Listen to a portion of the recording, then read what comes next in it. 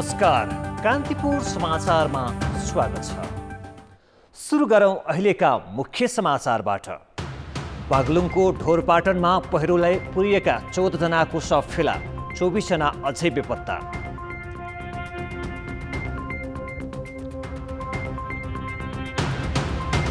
प्रतिनिधि सभाको चुनाव हारेका वामदेव गौतमलाई राष्ट्रिय सभामा मनोनयन गरिने नेकपा सचिवालयको सिफारिस मान्न प्रधानमन्त्री ओली तयार। एकै दिन 1228 कोरोना संक्रमित थपिए। काठमाडौँ उपत्यकामा मात्रै 445 जना। निषेधाज्ञाका बीच मच्छिन्द्रनाथको रथ तान्न खोजेपछि ललितपुरमा तनाव। पूर्व पश्चिम रेलमार्ग निर्माणको ठेक्का प्रक्रिया छानबिनमा लेखा समितिको रहस्यमय मौनता। कागजात मगाएर तुरुन्त छलफल गर्न सांसदहरूको ताकेता। र रासायनिक मलको वर्षेनी हाहाकार हुँदा पनि लापरवाही गर्ने पदाधिकारीलाई सधैँ उन्मुक्ति व्यवस्थापनको लागि प्रधानमन्त्री नै अघि सर्नु परेपछि कृषि मन्त्रीको भूमिकामा प्रश्न। प्रधानमन्त्री केपी शर्मा ओलीले सरकारले राष्ट्रिय सभाको रिक्त सदस्य पदमा उपाध्यक्ष वामदेव गौतमलाई सिफारिस गर्ने बताएका छन्। सत्तारूढ दल नेकपाको आज बसेको सचिवालय बैठकमा प्रधानमन्त्री ओलीले पार्टीको पूर्व निर्णय बमोजिम सरकारले राष्ट्रिय सभामा गौतमलाई सिफारिस गर्ने जानकारी दिएका हुन्। गत फागुन 14 को सचिवालय सरकारले मनोनयन गर्ने राष्ट्रिय सभा सदस्यमा गौतमलाई सिफारिस गर्न प्रधानमन्त्रीलाई आग्रह गरेको थियो। तर पार्टीभित्र अन्तर्सङ्घर्ष चर्कदा ओलीले पार्टी निर्णय कार्यान्वयन गर्न अस्वीकार गरेका थिए। अहिले दुई अध्यक्षबीच भागबण्डाको सहमति भएको र सचिवालयका अधिकांश सदस्य गौतमकै पक्षमा उभिएपछि ओली सिफारिस कार्यान्वयन गर्न सहमत भएका हुन्। पार्टी अध्यक्ष एवं प्रधानमन्त्री कमरेड केपी शर्मा ओलीले बैठकमा हाम्रो पार्टीको केन्द्रीय उपाध्यक्ष कमरेड वामदेव गौतमलाई राष्ट्रपतिज्यूबाट मनोनित गरिने राष्ट्रिय सभाको एक रिक्त सदस्य पदमा मन्त्री परिषदले मनोनयनका लागि राष्ट्रपति समक्ष सिफारिस गर्ने निर्णयमा सरकार पुगेको जानकारी पनि गराउनुभयो। गौतमको सिफारिस कार्यान्वयन हुने भएपछि अहिलेकै अवस्थामा अर्थमन्त्री युवराज खतिवडा यही भदौ 20 गतेदेखि पदमुक्त हुनेछन्। आजको बैठकमा पार्टी विवाद समाधानका लागि गठित कार्यदलले बुझाएको प्रतिवेदनमाथि समेत छलफल भएको छ। त्यसबारे बैठकले अध्यक्षद्वय ओली र पुष्पकमल दाहालले थप अध्ययन गरी स्थायी समिति यथाशक्य बोलाएर छलफल गर्न भनेको छ। त्यसैगरी कोरोना भाइरस रोकथाम र राहत वितरणमा गम्भीर भएर प्रस्तुत हुन समेत बैठकले सरकारको ध्यानाकर्षण गराएको छ। अन्ततः नेकपा उपाध्यक्ष वामदेव गौतम चुनाव हारेर पनि संघीय संसदमा प्रतिनिधित्व गर्ने भएका छन्। लामो रस्साकसी र गुटगत दाउपेचका बीच नेकपा सचिवालयले राष्ट्रिय सभामा मनोनयनका लागि सिफारिस गर्ने निर्णय गरेपछि गौतमलाई संसद छिर्ने बाटो खुलेको हो। 2074 सालको प्रतिनिधि सभा निर्वाचनमा बर्दिया 1बाट पराजित नेकपा उपाध्यक्ष वामदेव गौतमले 2.5 वर्षको यस अवधिमा संसद प्रवेशका लागि अनेक प्रयत्न गरेका थिए। त्यसका लागि उनले पार्टीभित्र गुट परिवर्तनदेखि आफ्ना लागि संविधान नै संशोधनको योजनामा समेत नेताहरूलाई सहमत गराएका थिए। पार्टीको आन्तरिक विवादमा कहिले अध्यक्ष तथा प्रधानमन्त्री केपी शर्मा ओलीतिर त कहिले अर्का अध्यक्ष पुष्पकमल दाहाल पक्षमा खेल्दै आएका गौतमले राष्ट्रिय सभा प्रवेश गर्न सफल भएका हुन्।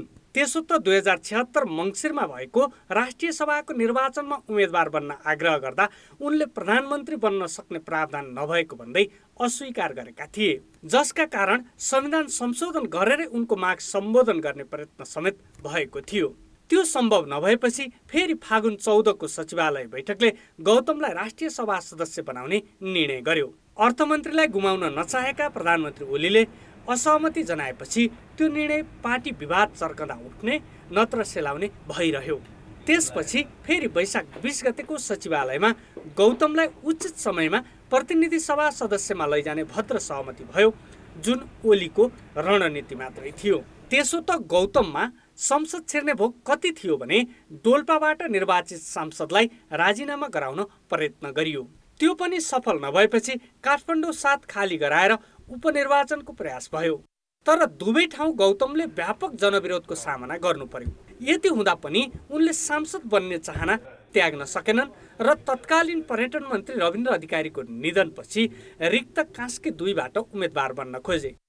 आफ्नो पक्षमा माहौल नदेखेपछि त्यहाँबाट पनि पछाडि हट्नु पर्यो। अधिकांश बाटा बन्द भएपछि अहिले उनी पार्टी अन्तर्विरोधमा खेल्दै मनोनित कोटाबाट राष्ट्रिय सभा प्रवेशमा सफल भएका छन्। अब उनको चाहना उपप्रधानमन्त्री सहित अर्थ मन्त्रालयको बागडोर सम्हाल्ने देखिन्छ। तर चुनाव हारेको व्यक्ति मन्त्री बन्न नपाउने संवैधानिक व्यवस्थाका कारण गौतमको महत्वाकांक्षा पूरा हुन भने सजिलो छैन। कान्तिपुर समाचारका लागि राजनीतिक ब्युरोको रिपोर्ट। बागलुङको ढोरपाटन नगरपालिका भुदीमा पहिरोमा बेपत्ता भएका 14 जनाको शव फेला परेको छ। पहिरोमा अन्य 24 जना बेपत्ता भएका छन्। मृतक मध्ये 26 वर्षीय केशमाया विक र 45 वर्षीय कर विकको पहिचान खुलेको प्रहरी नायब उपरीक्षक राजेन्द्र रेग्मीले जानकारी दिए। बेपत्ताको खोजी कार्य जारी रहेको प्रहरीले जनाएको छ। मुजी खोलामा गैराती आएको पहिरो र बाढीले ढोरपाटन नगरपालिकाको 5 देखि 9 नम्बर वडाका 31 भन्दा बढी घर बगाएको छ। बाढीले सडक छेउमा पार्किङ गरिराखेको एउटा जीप, 2वटा विद्युत गृह, स्वास्थ्य चौकीको भवन, एउटा झोलुङ्गे पुल, 2वटा विद्यालय भवन समेत बगाएको छ। यस घटनाबारे थप जानकारी दिनको लागि भुदीका स्थानीय जित शेरचन हाम्रो प्रत्यक्ष सम्पर्कमा जोडिएका छन्। कान्तिपुर समाचारमा तपाईलाई स्वागत छ। सुरुमा भुदीको यो पहिरो घटनाप्रति हामी दुःख व्यक्त गर्न चाहन्छौँ र यो गैरातीको घटना हो। आज रात भइसकेको छ। अहिले त्यहाँको अवस्था कस्तो छ? त्यहाँको अवस्था एकदम हृदय विदारक छ। 19वटा लास भर्खर फेला परेको छ। अब अरू 41 जना हामीले गन्दाखेरि 41 जना जतिको अरू बेपत्ता छन्। बाँकी लासहरू बेपत्ता छन्। त्यहाँ स्थानीय व्यक्तिहरू जुटेका छन्। तर अब त्यहाँ जुन ढङ्गको अब सही अझै खोज तलास हुनुपर्ने हो त्यो प्रक्रिया भएको छैन। अब त्यो लासहरू कहाँ छन्? एकदम भेटिएका जति पनि छेदविच्छेद स्थितिमा छन्। कोही हात खुट्टा बुर्तिबाङ भन्ने ठाउँ अलि तल बजारमा भेटिन्छ। कोही एकदम लगभग 35-40 किलोमिटरको दूरीमा तल गुल्मीका ठाउँहरूमा 2टा लास भेटियो। एकदम हृदय विदारक अवस्था छ त्यहाँको। अब जसका घरहरू पुरिए ती घर पुरिएका मान्छेहरू सबै सडकमा छन्। अहिले एकदम अवस्था गम्भीर छ त्यहाँको। आज दिनभरि तपाईँहरूले उद्धार गर्नुभयो। तपाईँहरूले भोगेका कठिनाइहरू के कस्ता छन्? त्यहाँ थप मद्दत कस्तो आवश्यक छ भन्ने महसुस गर्नुभयो?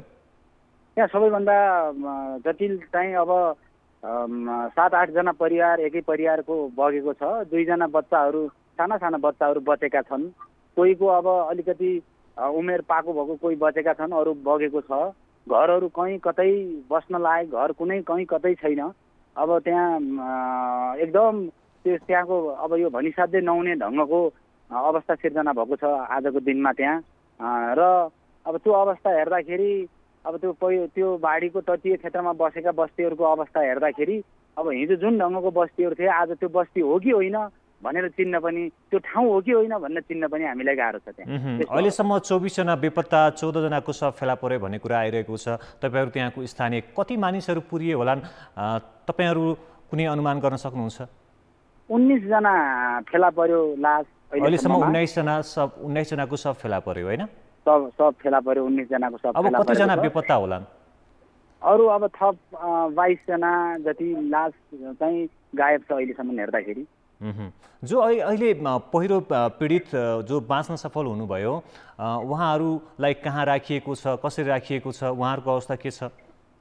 उहाँहरूको अवस्था एकदम दर्दनाक अवस्था छ। अब सबै भयावह स्थितिमा छन्। कोही आफन्तका घरमा गएर एकदम सेल्टर लिने अवस्थामा छन्। आफन्तको घरमा गएर सुरक्षित ढङ्गले बस्ने अवस्थामा छन्। कोही चाहिँ अब अहिले त्यहाँ त्यो ठाउँ भनेको अहिले सबै माथितिर ढोरपाटन माथि बोकी एकदम लेकतिर जाने अवस्था छ। त्यहाँ मान्छेहरू नभएको अवस्था पनि छ। त्यस्तो अवस्थामा त्यहाँ खाने बस्ने त्यहाँको सबै कुराले एकदम गाह्रो छ। अन्त्यमा भनिदिनुहोस्, यो उद्धारको क्रममा केन्द्रबाट अथवा जिल्ला स्तरमा थप मद्दत गर्नुपर्ने कुराहरू के देख्नु भएको छ? होइन, अब केन्द्रबाट केही मद्दत आएको छैन अहिलेसम्ममा। केन्द्रबाट केही मद्दत पनि आएको छैन। जिल्लाबाट पनि कुनै किसिमको मद्दत आइपुगेको छैन। अब हामीले अब त्यहाँ स्थानीय लेभलमा कुरा गऱ्यौँ, कुरा छलफल गर्दाखेरि अब केन्द्रले छिटोभन्दा छिटो त्यहाँको त्यो भयावह जनजीवनको स्थितिलाई चाहिँ अलिकति सामान्यतिर फर्काउनतिर छिटोभन्दा छिटो ध्यान पुर्याउनु पर्ने आवश्यकता छ। धन्यवाद, यहाँले जानकारी दिनुभयो, त्यसको लागि धेरै धेरै धन्यवाद दिन चाहन्छौँ। उनी थिए भुदीका स्थानीय जित शेरचन, त्यहाँको पछिल्लो अवस्थाका बारेमा जानकारी दिँदै उनले बताएका अनुसार अहिलेसम्म 19 जनाको शव फेला परिसकेको छ। बाँकी समाचार, धादिङका विभिन्न स्थानमा करिब 200 घर पहिरोको उच्च जोखिममा छन्। 2072 को भूकम्पले जमिन सर्किएको स्थानमा लगातारको वर्षातले पहिरो जान थालेपछि बस्ती नै त्रासमा छन्। 72 को भूकम्पपछि उत्तरी धादिङको खन्यावासको धारणामा जमिन चिराचिरा पर्यो। भौगर्भिक अध्ययन टोलीले बस्ती जोखिममा रहेको भन्दै सार्न सुझायो। धारणा र केराबारी जस्तै रुबी भ्याली र गङ्गा जमुनाका 9वटा गाउँका 442 घरधुरी तत्काल सार्न भूगर्भविदको राय थियो। तर पुनर्निर्माण प्राधिकरणले स्थानान्तरणमा गरेको ढिलाइका कारण स्थानीय क्षतिग्रस्त क्षेत्रमै जोखिम मोलेर बसिरहेका छन्। वर्षात सुरु भएपछि धेरैजसो चर्किएकै ठाउँमा पहिरो जान थालेको छ। चर्केको जमिन त्यसैमा लगातारको वर्षापछिको पहिरोले स्थानीयको निन्द्रा हराएको छ। पहिरोले यस्तो जमिन माथि देखि आउँछ, तल पुग्ने लागेको त जम्मै के गरौँ अब जाउँ कता जाउँ, बसौँ कता बसौँ। रातभरि सुत्नु पाए छैन, पानी ठुलो परेपछि त हुरुरुकै लट्टै लान्छ होला भने भागेर जाउँ, कता भाग्ने। सपनामै झर्लङ्ग भइदियो, पहिरो आयो भने म त झर्लङ्गै भएको जस्तो हुन्छ सर। के गर्ने अब, त्यो बस्नु पर्यो। मेरो घरकै त्यो आँगनमै चिरा पाडेको छ, खोलो यत्रो निस्केको, पहिला अलिक खोलो चाहिँ सुक्यो, त्यो पानी बढ्ने बेलामा खोलो बढ्छ। त्रिपाल र टेन्ट वितरण गरिए पनि आसपासमा बस्ने सुरक्षित स्थान छैन। प्राधिकरणको लापरवाहीले रेड जोनमा रहेका नागरिक समस्यामा परेको जनप्रतिनिधिहरूको बुझाइ छ। विपत्तिको भयमा रहेका स्थानीय सरकार जोखिममा रहेकाको व्यवस्थापन आफ्नो क्षमताभन्दा बाहिर रहेको बताउँदै आइरहेका छन्।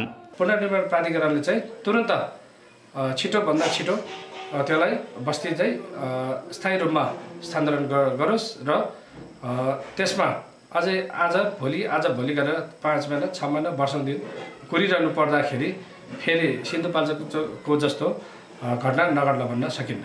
प्राधिकरणको ढिलासुस्तीले एकातिर भूकम्पपछि पहिरोको जोखिम पहिचान भएका घर परिवारको स्थानान्तरण भएको छैन भने अर्कातर्फ सम्भावित जोखिमयुक्त ठाउँको पूर्ण अध्ययन समेत गरिएको छैन। सम्पूर्ण दायित्व लिएर बसेको सरकारले म के भन्न चाहन्छु भने जनताको जीवन रक्षा सरकारले गर्नु पर्यो। त्यसको निम्ति सुरक्षित ठाउँ कहाँ हो, सुरक्षित स्थान कहाँ हो, त्यो ठाउँमा लगेर उनीहरूलाई छिटोभन्दा छिटो राख्नु पर्यो। जोखिम जानकारी हुँदाहुँदै पनि स्थानान्तरण र व्यवस्थापनमा ढिलाइ गर्दा केही दिन अघि मात्र सिन्धुपाल्चोकमा ठूलो मानवीय क्षति बेहोर्नु परेको घटना ताजा नै छ। पहिरोसँगै जमिन भाँसिएर घर नै चिराचिरा हुँदा समेत यहाँका जोखिममा रहेका नागरिकको व्यवस्थापनमा ढिलाइ गरिँदा अर्को विपत्ति नआउला भन्न सकिन्न। कान्तिपुर समाचारका लागि पोषनाथ अधिकारी, धारणा, दार्खा, धादिङ। नेपालमा आज एकै दिन अहिलेसम्मकै धेरै 1228 जना संक्रमित थपिएका छन्। पछिल्लो 24 घण्टामा काठमाडौँ उपत्यकामा 445 जनामा संक्रमण पुष्टि भएको छ। संक्रमित मध्ये 10 जनाको मृत्यु भएको छ। 13,413 नमुना परीक्षण गर्दा 53 जनामा थपिएका संक्रमित मध्ये सबैभन्दा धेरै काठमाडौँका हुन्। काठमाडौँमा मात्र 357 जनामा भाइरस देखिएको छ। यस्तै ललितपुरमा 46 र भक्तपुरमा 42 जना थपिएका छन्। आज थपिएका मध्ये 109 जना सर्लाहीका हुन्। यस्तै बारामा 71, पर्सामा 65, धनुषामा 64, चितवनमा 56, रूपन्देहीमा 52 र मोरङमा 46 जनामा भाइरस देखिएको छ।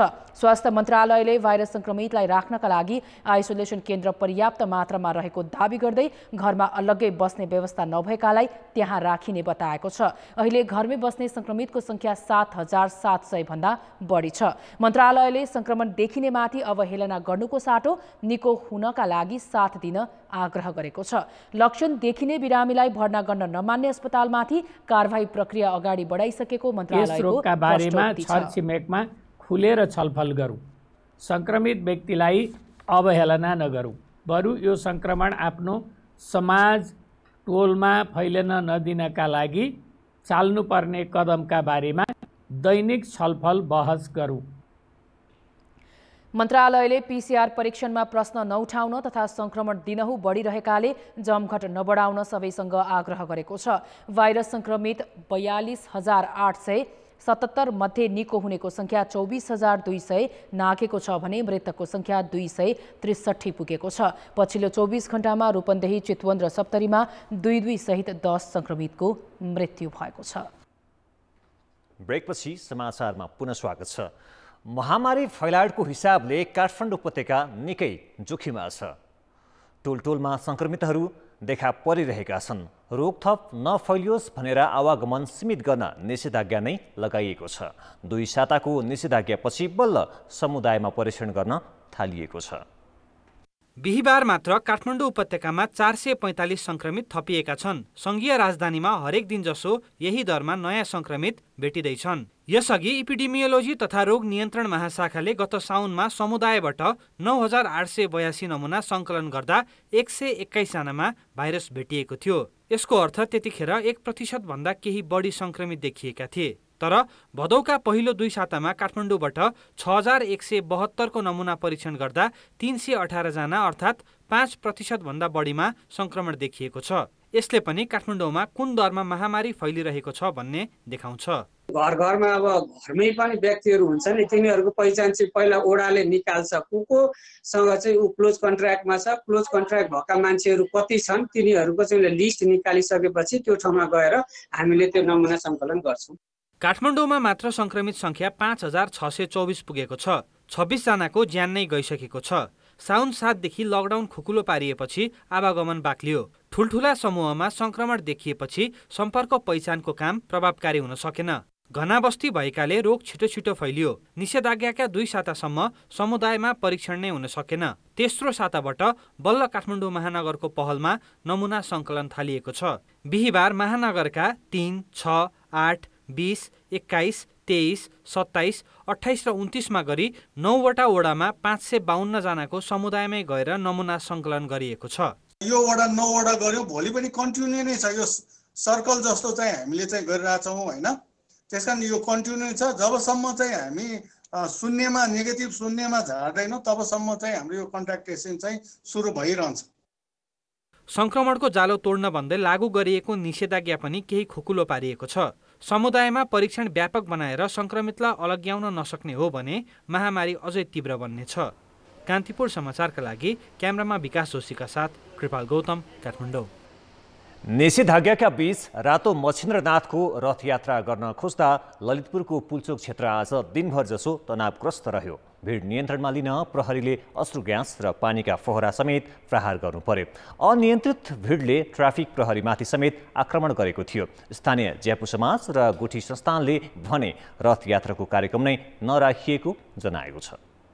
ललितपुरको पुल्चोकमा तयार गरिएको मच्छिन्द्रनाथको रथ कसरी तान्ने र जात्रा गर्ने कि नगर्ने भन्ने टुङ्गो नै नलागेका बेला बिहान 9 बजेतिर केही व्यक्तिहरू जम्मा भएर रथ तान्न पाउनु पर्ने कुरा उठाउन थाले। तर प्रशासनले निषेधाज्ञा जारी रहेको अवस्थामा यस्ता गतिविधि गर्न नपाउने भन्दै रोक्न खोज्यो। त्यसपछि एकाएक जम्मा भएको भिडले मिमनाथको रथलाई तानेर गाभालसम्म पुर्यायो भने मच्छिन्द्रनाथको रथ पुल्चोकमै केही अगाडि पुर्याएको थियो। प्रहरी र सशस्त्र प्रहरीले भिड नियन्त्रणमा लिन अश्रु ग्यास र पानीका फोहरा फालेको थियो।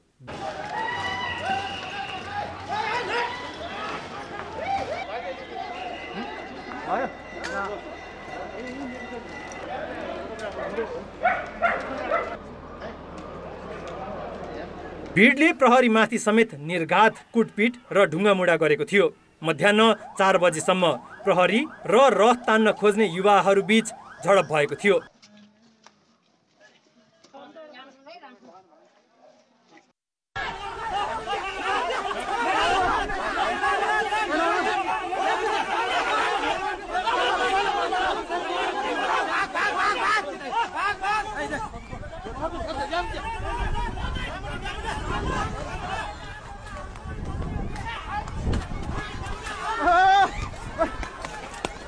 मच्छेन्द्रनाथका पुजारीका अनुसार रथ तान्ने साइत 12 गते रहेको र त्यही दिन विधि पूरा गरी रथलाई थोरै अगाडि बढाइसकिएको थियो। फेरि अर्को साइत आजको दिन रहेकोले गुठी संस्थानले सरकारवालासँग बैठक बोलाएको थियो। सुरक्षा उपाय अपनाएर विधि पूरा गर्न सकिने भए पनि उचित निर्णय गर्न नसकेको पुजारीको भनाइ छ। परम्परा अनुसार चाहिँ यो जात्रालाई चाहिँ हामीले चाहिँ 5 महिनासम्म चाहिँ यो मिटिङ भएर धेरै पुरिसक्यो। तर कुरा चाहिँ यो अब अन्तिम अवस्थामा आएर चाहिँ यो सरकारले पनि हेर्नुपर्ने हो। जात्रा भने कसरी हो यो चाहिँ हामीले चाहिँ मिलाएर व्यवस्था मिलाएर चाहिँ गर्नुपर्ने हो। तर यो लास्ट आएर चाहिँ अलि मिलाएर गरौँ, सरकारले पनि अलि मिलाएर गर्छ कि भन्ने चाहिँ आशा। यता गुठी संस्थान, ज्यापु समाज र प्रशासनले अब कसरी रथ यात्रा गर्ने भन्ने निर्णय गर्न छलफल गरिरहेका बेला सरकारवाला कसैलाई पनि जानकारी नै नदिई रथ तानिएको गुठी संस्थानको भनाइ छ। कसैलाई जानकारी नभइकन अब यो कसरी पूर्व जानकारी कमसेकम हामीले एउटा अल्टिमेटमै भन्नुहोस् न, अल्टिमेटमै जस्तो गरेर चाहिँ हामीले यस्तो गर्दै अब यति समयभित्र पनि कुनै निर्णय आएन भने हामी यस्तो किसिमले जान बाध्य हुन्छौँ भन्ने किसिमले पनि प्रि इन्फर्म गर्न सकिन्थ्यो, पूर्व सूचना गर्न सकिन्थ्यो। त्यति पनि भएन के पनि।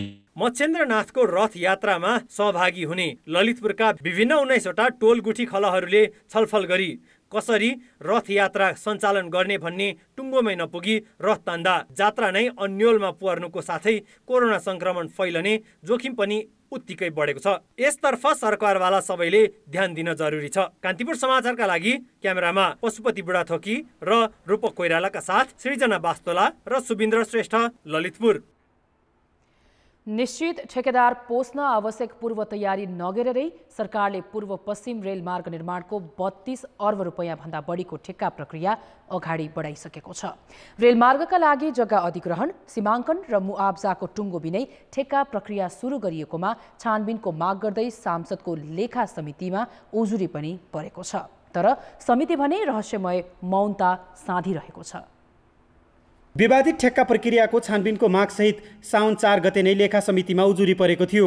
जुनसुकै विषयमा छानबिन गर्न तछाड मछाड गर्ने लेखा समिति रेलवे ठेक्का प्रक्रियामा भने अनौठो मौनता देखाइरहेको छ। लेखा समितिकै सदस्यहरूले पनि निरन्तर ताकेता गर्दा पनि समिति सभापति भरत बहादुर शाहले बैठक बसालेर यस विषयमा छलफल गर्न रुचि देखाएका छैनन्। क्यामेरामा औपचारिक प्रतिक्रिया दिन नमानेका सभापति शाहले मुद्दा अदालतमा पुगेको र कोरोनाका कारण बैठक नबसेको दावी गरे। यद्यपि शाहले बैठक नबसालेका कारण प्रतिपक्षी काङ्ग्रेसभित्रै विवाद भइरहेको छ। बुधबार मात्र वरिष्ठ नेता रामचन्द्र पौडेलले विज्ञप्ति नै निकालेर लेखा समितिलाई छानबिन गर्न भनेका थिए भने काङ्ग्रेसकै अरू सदस्य पनि यस विषयमा छिटो छानबिनको माग गरिरहेका छन्। लेखा समितिले गर्नै पर्छ। मैले पनि लेखा समिति सभापतिजी जो हाम्रो पार्टीकै साथी हुनुहुन्छ उहाँलाई पनि यो कुरा गर्छु। खै यस्ता धेरै विषय छन्, चाहे यतिको विषय होस्, ओम्नीको विषय होस्, अहिले ओम्नीको भन्दाखेरि पहिले बुझेको किनकि स्वास्थ्य उपकरणहरू किन्ने कुरामा भएको अनियमितता, मान्छेको ज्यानमाथि खेलवाड गर्ने यत्रो ठुलो महामारीको बेलामा यी सबै विषयमा हामीले कुरा उठायौँ, तर त्यसलाई निष्कर्षमा पुर्याउन सकेका छैनौँ। लेखा समितिमा रहेका नेकपाका सांसदहरूले पनि यस विषयमा सबै कागजपत्र मगाएर तुरुन्त छानबिन गर्न ताकेता गरिरहेका छन्। रोचक कुरा त के छ भने विपक्षी दलको नेतृत्व रहेको लेखा समितिमा सत्ता र विपक्षी दुवै दलका सांसदले छानबिनको माग गर्दा पनि सभापतिले अनेक बहाना गरेर टारिरहेका छन्। सभापतिज्यूलाई यो हेर्न पर्ने केस हो भनेर भनेको छु। सम्भवतः कोरोना लगायतका कारणले के कारणले रोकिएको छ, यो अहिले बाहिर जसरी आएको छ त्यस कारणले लेखा समितिले यसलाई आफ्नो विषय बनाउनु पर्छ। सरकारी पक्षबाट चाहिँ नि हामीले कागजात प्लस सम्बन्धित जिम्मेवार अधिकारीसँग सोधपुछ नगरिकन त मैले ट्याक्कै भन्ने कुरो भएन। तर जे छोटोमा के भन्दाखेरि भने यो लेखा समितिले हेर्न पर्ने केस हो। अधिकांश सरकार निकट ठेकेदार र काङ्ग्रेसका सांसद समेत रहेका ठेकेदारहरू रेलवेको ठेक्का प्रक्रियामा सहभागी छन्। स्रोतको भनाइमा ठेकेदार सांसदहरूकै प्रभावका कारण लेखा समितिले यस विषयमा छलफलमा अनिच्छा देखाइरहेको हो। कान्तिपुर समाचारका लागि डिपी उपाध्याय, काठमाडौँ। अहिले विभिन्न मुलुकमा नेपालका 6वटा महावाणिज्य दूतावास छन्। सरकारले केही दिन अघि झापाका प्रमुख जिल्ला अधिकारी उदय बहादुर राणा मगरलाई हङकङ र उद्योग वाणिज्य तथा आपूर्ति मन्त्रालयका सहसचिव नवराज ठकाललाई लासाको महावाणिज्य दूत नियुक्त गर्यो। महावाणिज्यको दूत नियुक्ति सम्बन्धमा अहिलेसम्म कुनै मापदण्ड भने छैन।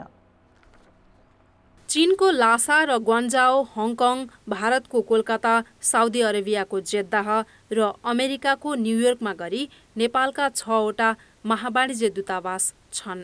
महावाणिज्य दूतावासको मुख्य जिम्मेवारी व्यापार प्रवर्धन गर्नु हो। एकातिर महावाणिज्य दूत नियुक्तिको मापदण्ड नै नहुनु र अर्कातिर महावाणिज्य दूत जिम्मेवारीमा भन्दा सेवा सुविधामै रमाउनुले देशले लाभ पाउन नसकेको हो। महावाणिज्य दूतले डलरमा आकर्षक तलब सुविधा पाउने गरेका छन्, जसका कारण क्षमता, योग्यता र अनुभव भन्दा सत्तासँगको निकटताका आधारमा नियुक्त गरिँदै आएको छ। आर्थिक कुटनीतिसँग सम्बन्धित निकायहरूमा काम गरेर अनुभव हासिल गरेका पदाधिकारीहरू मध्येबाट कन्सुल जनरलमा नियुक्ति गर्न उपयुक्त वाञ्छनीय हुन्छ, राम्रो हुन्छ। अब त्यसका लागि उद्योग वाणिज्य मन्त्रालय हुनसक्छ, अर्थ मन्त्रालय हुनसक्छ, श्रम तथा रोजगार मन्त्रालय हुनसक्छ, पर्यटन मन्त्रालय हुनसक्छ। अहिलेको हामीहरूको आर्थिक कुटनीति परिचालनका लागि फ्रन्ट लाइनमा भएका मन्त्रालयहरू यिनी भएको हुनाले त्यसका क्याडर मध्येबाट खटाउने व्यवस्था मिलाउन जरुरी हुन्छ।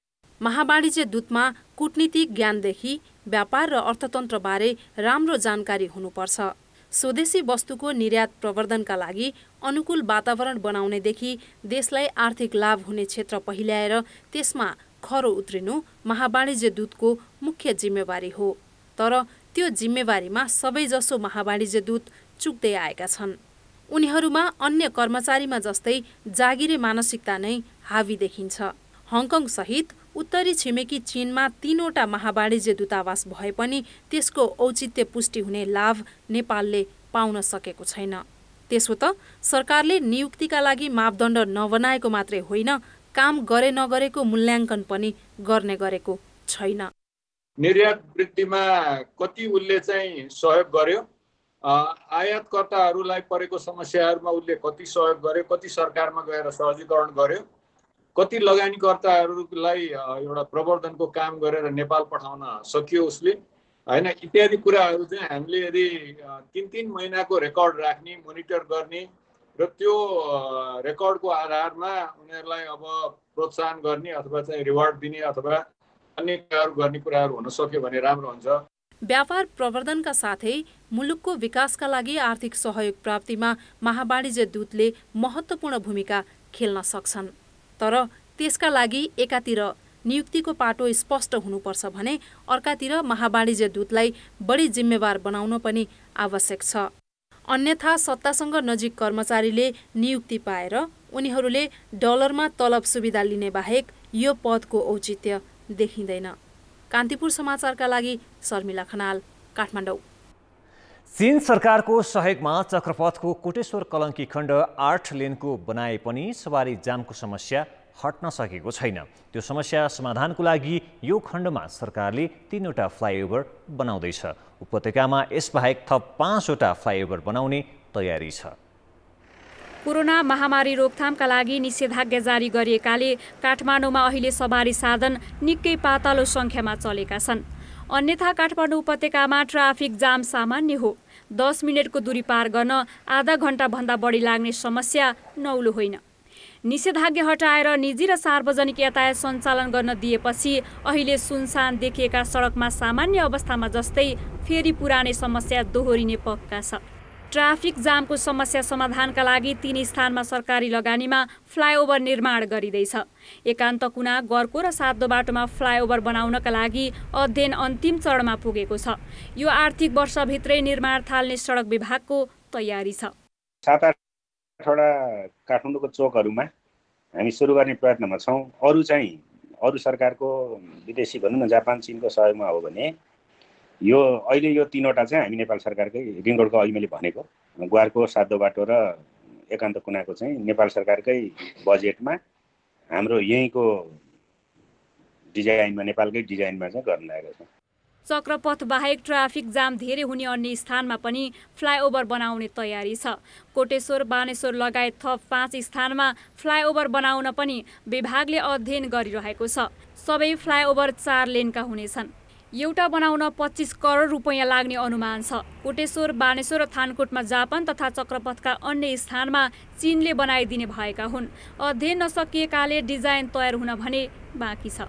2 वर्षमा 3 वर्षमा बने पनि बन्छ भन्ने चाहिँ यो राम्रो कुरा हो। तर अहिले पनि मैले भने जस्तो सार्वजनिक यातायातको विकास र सार्वजनिक यातायातको प्रणालीमा सुधार चाहिँ हाम्रो पहिलो प्राथमिकता हुनुपर्छ र यो चाहिँ जुन पूर्वाधारको विकास लेन थप्ने अथवा चाहिँ फ्लाइओभर बनाउने चाहिँ यो दोस्रो विकल्पको रूपमा चाहिँ लानुपर्छ। सडक विस्तार गर्ने स्थान नभएकाले उपत्यकामा ट्राफिक जाम कम गर्ने उपाय फ्लाइओभर र सुरुङ मार्ग नै हो। हामी कहाँ योजना बनाउने र अध्ययन गर्ने तर काम नगर्ने प्रवृत्ति छ। यसपटक पनि त्यही प्रवृत्ति दोहोरिन्छ वा उपत्यकामा साँच्चै फ्लाइओभर बन्नेछन्, त्यो भविष्यमा देखिनेछ। कान्तिपुर समाचारका लागि क्यामेरामा पशुपति बुढाथोकीका साथ अञ्जना लामिछाने, काठमाडौँ।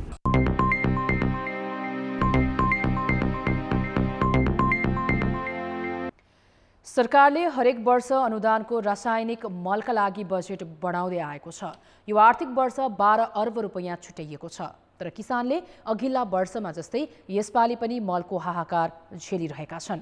प्रशासनिक संयन्त्र आफ्नो जिम्मेवारीमा असफल हुँदा मल व्यवस्थापन गर्न प्रधानमन्त्रीले नै पहल कदमी लिनुपर्ने स्थिति आएको छ। प्रधानमन्त्री केपी शर्मा ओलीले मंगलबार बंगलादेशी प्रधानमन्त्री शेख हसिनासँग पैँचोमा मल मागे। उनले तत्काल किनेर व्यवस्थापन गर्न सक्ने स्थिति नरहेकाले हसिनासँग पैँचोमा 50,000 टन युरिया मल मागेका हुन्। मल व्यवस्थापनका लागि प्रधानमन्त्रीले नै पहल गर्नुपर्ने स्थिति किन आयो त? यो प्रश्न किन पनि उठिरहेको छ भने कृषि क्षेत्र हेर्न अलग्गै मन्त्रालयका साथै मल खरिदका लागि बेग्लै संयन्त्र छ। कृषि मन्त्रालय मातहतको कृषि सामग्री कम्पनीको मुख्य काम नै मल आपूर्ति गर्नु हो। यसबाहेक साल ट्रेडिङ कर्पोरेसनलाई पनि 30% बजेट दिने गरिएको छ। तर अहिले दुवै संस्थाका देशैभरिका डिपोमा मल छैन।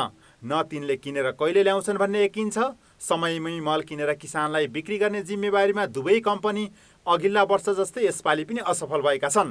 काम लगाउन कृषि मन्त्रालय र त्यसको नेतृत्वकर्तामा रहेका नाताले मन्त्री घनश्याम भुसाल पनि विफल भएका छन्। यति हुँदा पनि जिम्मेवारी पूरा नगर्ने पदाधिकारी र कर्मचारीलाई अहिलेसम्म कुनै कारबाही गरिएको छैन। ती ठेकेदारका विरुद्ध बोल्न नसकेर अनि अहिले के भने यो पैसा अँधेरोमा हरायो उज्याला खोज्ने जस्तो कुरा हो कि यो। किनभने तपाईले चाहिँ गलत मान्छेलाई ठेक्का दिने अनि अहिले चाहिँ लो ठेकेदारले समयमा ल्याइदिएन भनेर रोइ कराई गर्ने कुराको धेरै अर्थ छैन। अहिले मल हाहाकारले किसानलाई कसरी अत्याएको छ भन्ने बुधबार चितवनको गीतानगर स्थित एक सहकारीमा लागेको 2000 भन्दा बढीको लामले नै देखाउँछ। सरकारले गत वर्ष मलका लागि 9 अर्ब रुपियाँ अनुदान छुट्याएको थियो। तर कम्पनीले मागको पहिलो सातामा बल्ल बोलपत्र आह्वान गर्यो।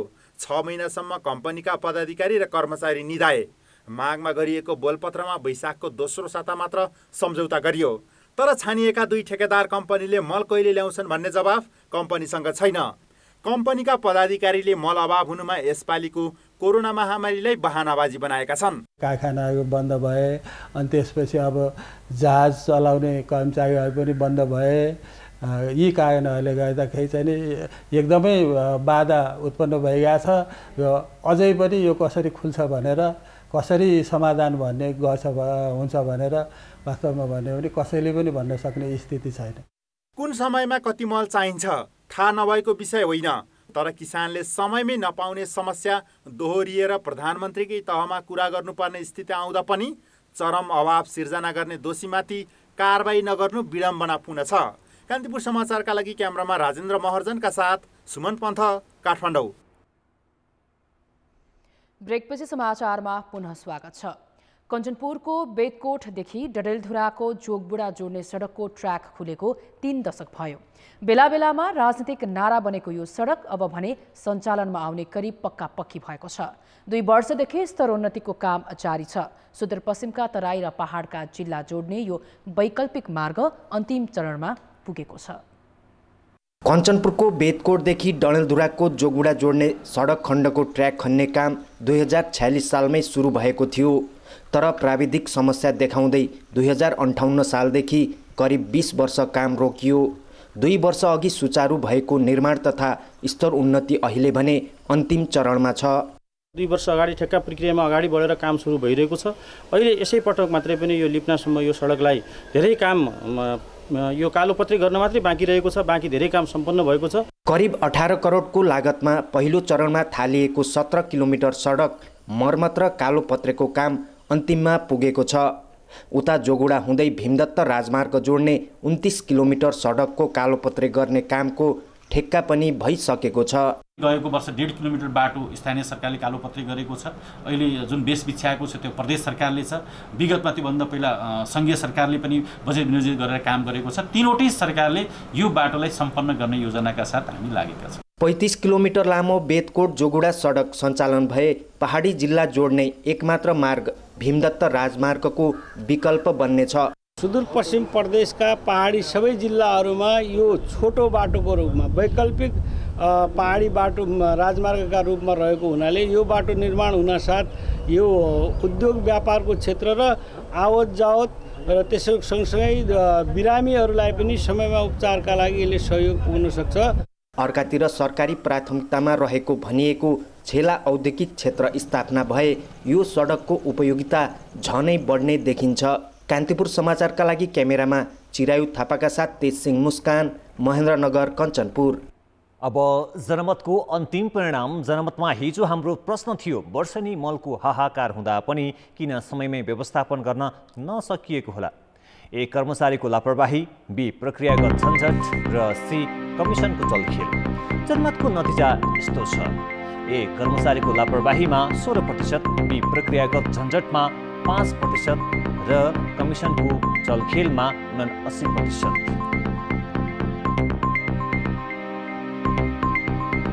अब जनमतमा आजको प्रश्न। जनमतमा आजको प्रश्न छ, ठुला आयोजनाका विवादित ठेक्काबारे उजुरी पर्दा पनि लेखा समिति किन चुप बसेको होला? ए छानबिन योग्य नदेखेर, बी बैठक बस्ने अवस्था नभएर र सी ठेकेदार सांसदको प्रभाव। जनमतको अन्तिम परिणाम भोलि साँझ 8 बजेको कान्तिपुर समाचारमा प्रसारण गर्नेछौँ।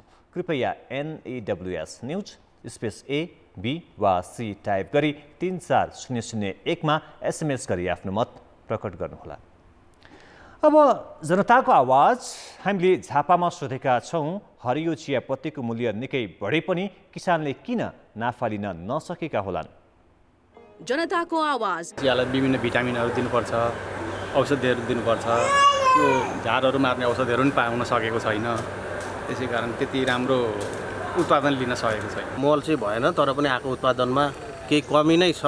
यता भाउ उठेको छ। गत वर्षभन्दा अहिलेको चाहिँ चियाको मूल्य आएको। 24 घण्टा चल्ने फ्याक्ट्रीहरू 2-4 घण्टा चले भनेपछि पत्ता त पुरै डाउन भयो। किसानले चाहिँ पूर्ण रूपमा फाइदा लिन सकेन, किनभने यसमा बिचौलियाहरू धेरै छ। उत्पादनमा त कमी आयो होला, तर रेटले गर्दाखेरि जे होस् सधैँको भन्दा फाइदै छ। बिचौलियाहरूले राम्ररी नाफा कमाउन सकेको भए पनि किसानलाई चाहिँ त्यस्तो फाइदा हुने केही पनि देखिएन। समयमा मल आएन।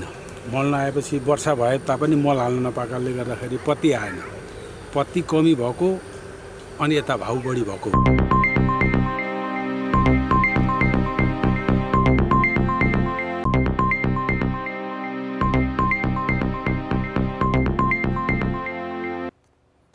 नमस्कार, कान्तिपुर खेलकुद समाचारमा स्वागत छ।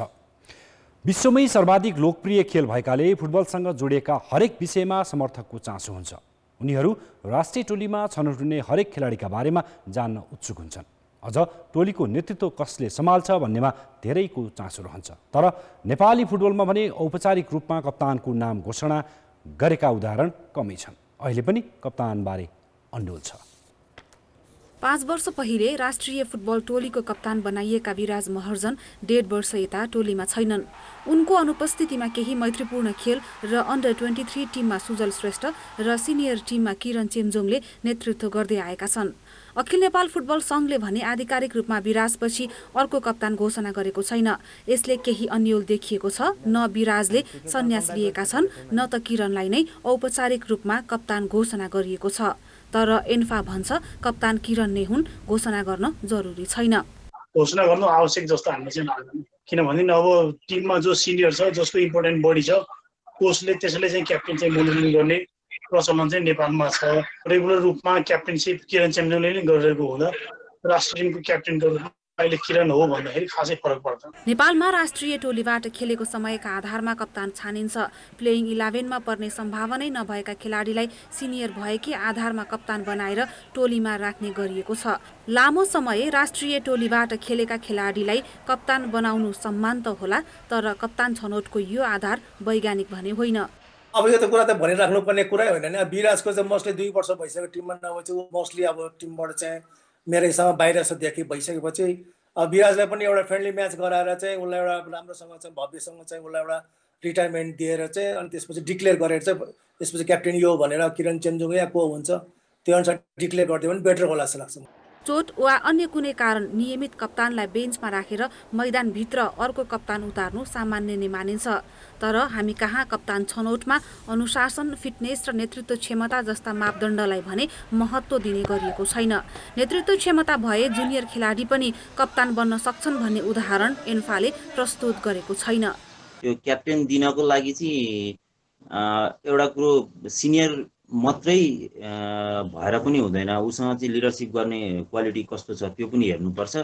र अब अहिले हाल जो क्याप्टेन छ र पछि आउने यो क्याप्टेन हो है भन्दाखेरि चाहिँ केही बिग्दैन, किनभने उसले पनि भनिदिइसकेपछि उसले पनि आफ्नो लिडरसिप क्वालिटीहरूलाई डेभलप गर्ने एउटा मौका पाउँछ भने चाहिँ भोलिको दिनमा चाहिँ उसलाई चाहिँ त्यो लिडरसिप गर्न सजिलो लाग्छ जस्तो लाग्छ मलाई।